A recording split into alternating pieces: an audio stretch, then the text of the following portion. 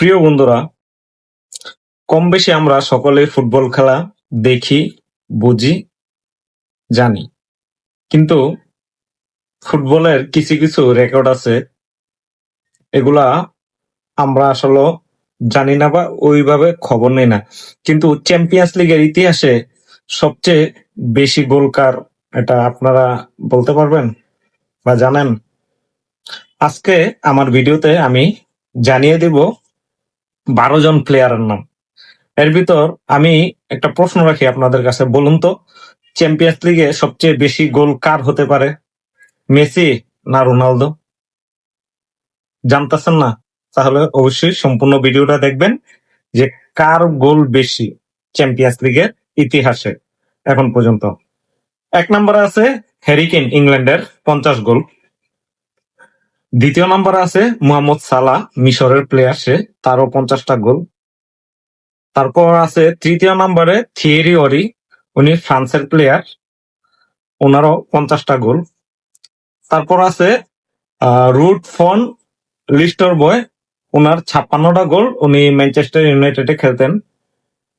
তারপর আছে Erling Haaland, তার হচ্ছে 57টা গোল, চ্যাম্পিয়ন্স লিগের গোলের কথা বলতেছি। তারপর টমাস মুলার, তারও 57টা গোল।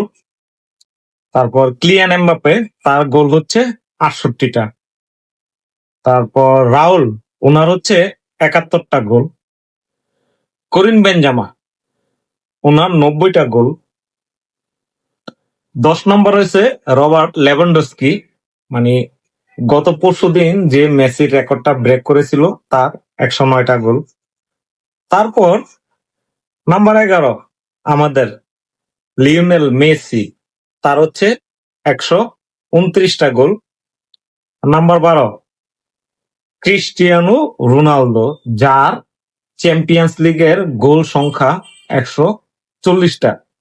তবে ক্রিস্টিয়ানো রোনালদো সে কিন্তু অনেক ভালো মাপের প্লেয়ার, কিন্তু সময়টা দেখেন ক্রিস্টিয়ানো রোনালদোর জন্য আসলে একটা খুব বাজে সময় গেছে।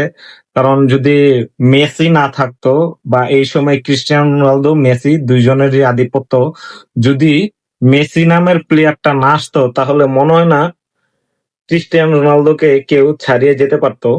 বর্তমানে কিন্তু মেসির কারণে ক্রিস্টিয়ানো রোনালদোকে সর্বকালের সেরা প্লেয়ার কেউ ধরে না, কারণ এটার আধিপত্য এখন মেসি নিয়ে নিয়েছে।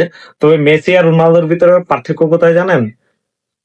মেসি যে খেলে ওইটা হচ্ছে ঐশ্বরিক দান, আর ক্রিস্টিয়ানো রোনালদো ফুটবলে সে কষ্ট করে ওগুলা অর্জন করেছে, সে কিন্তু কষ্ট করে অর্জন করে সফলতা অর্জন করেছে। আর মেসি কষ্ট করেছে, কিন্তু তার কিছু কিছু খেলার আছে যে ওগুলা ঐশ্বরিক দান, যে আপনার আল্লাহ বা ঈশ্বর বলেন, তার ভিতরে এগুলা দিয়েই তারপর দুনিয়াতে তারা পাঠাইছে। ঐশ্বরিক দানটা আছে মেসির ভিতরে, আর ক্রিস্টিয়ানো রোনালদো এগুলা কষ্ট করে অর্জন করছে।